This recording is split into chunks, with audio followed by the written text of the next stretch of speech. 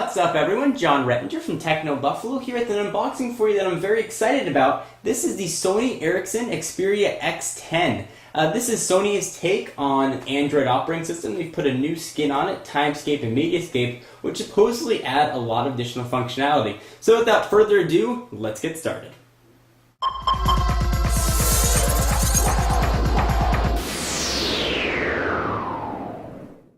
So the folks at Negri Electronics hooked us up with a white review model of the Xperia X10, link down below in case you want to check out Negri. Some of you guys might not be familiar with the X10 as it hasn't been carrier released in the US. This does support AT&T's 3G bands. It's running on top of Android 1.6, and I'll go over the rest of the specs as we continue the unboxing. Let's go ahead and dig in. So we got a picture of the device on the front. On the side, we got sort of some IMEI information. Nothing on this other side, nothing on the back. And on the top, looks like this phone came from Rogers. So it's probably purchase unlocked by the folks at Rogers.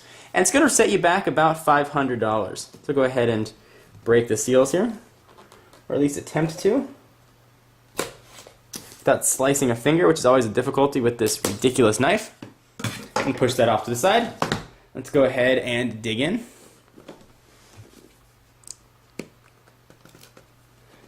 Now I got a chance to take a look at this for the first time at CES, and now that it's finally been released, I'm actually very excited about it. Sony has said this will be upgraded to the most recent version of Android 2.2, although the time frame for that is yet to be seen. The phone feels very slim, and it probably feels so light because I'm guessing there's not a battery in it.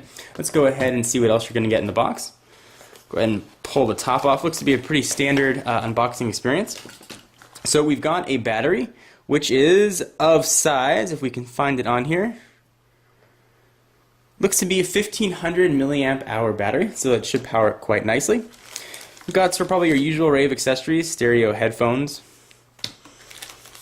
a recycle bag, charging. Let's see if Sony used a proprietary port as they are known to do. Nope, this is using a micro USB for charging, so that's quite nice. And the plug to go into the wall outlet. It's a miscellaneous sort of material on the X10. But enough of that, let's push it off to the side and take a look at the phone itself, because there's actually a lot to look at here. So here is the Xperia X10, and let's talk a bit about the specs that go into this. And sort of as we go through, I will power it on and see what sort of things look like. So it does have US 3G bands. Dimension-wise, it's 119 by 63 by 13 millimeters. Of course, it's a candy bar. That 1500 milliamp hour battery is going to get you about 8 hours of talk time, or about 415 hours of standby time. The display is sort of the TFT capacitive touchscreen. It can show 65,000 colors and has a pretty nice resolution of 480 by 654, and that is a 4-inch screen in case you're wondering.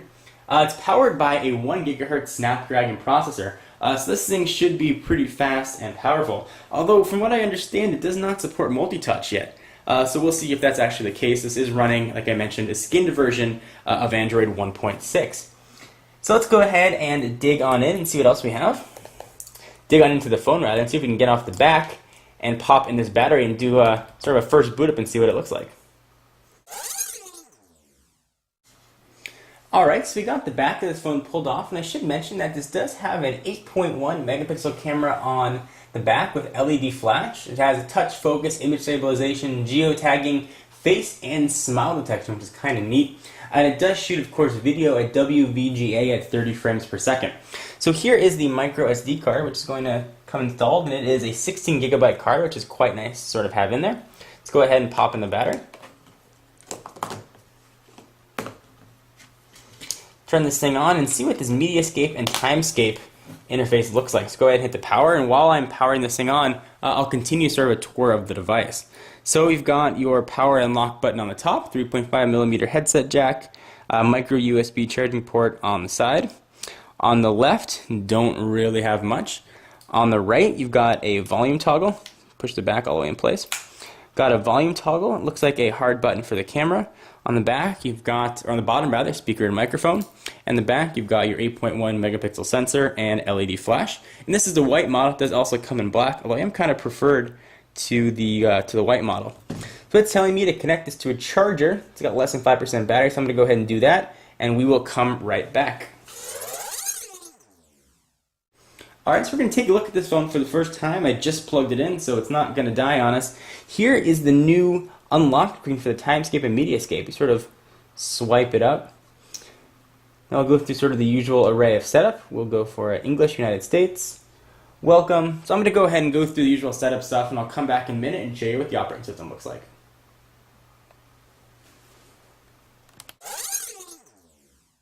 Okay, so we are all set up, so let's go ahead and take a look and see what this operating system looks like. It's very much Android, but you almost can't tell. So you've got your pull-down notification window. That's pretty stock Android. Buttons across the bottom, you've got a menu button, home button, and a back button. You don't have sort of the 4 Android array. You've got a couple home screens you can navigate through. It looks like we have 1, 2, and 3 home screens. And there are a couple of things here for Timescape and Mediascape, which is sort of what Sony is calling their new skins. Let's go ahead and jump into Timescape and see what this looks like.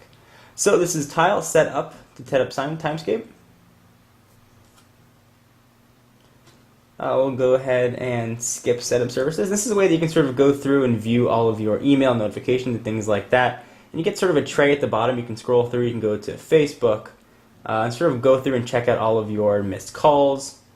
Check out your messages.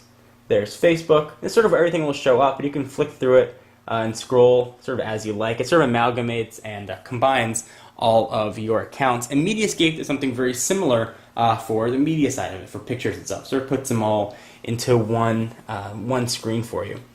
And that is sort of a very quick overview here of the new Timescape and Mediascape and the Sony Ericsson Xperia X10. Let's do one last check and see what sort of extra widgets are included in here.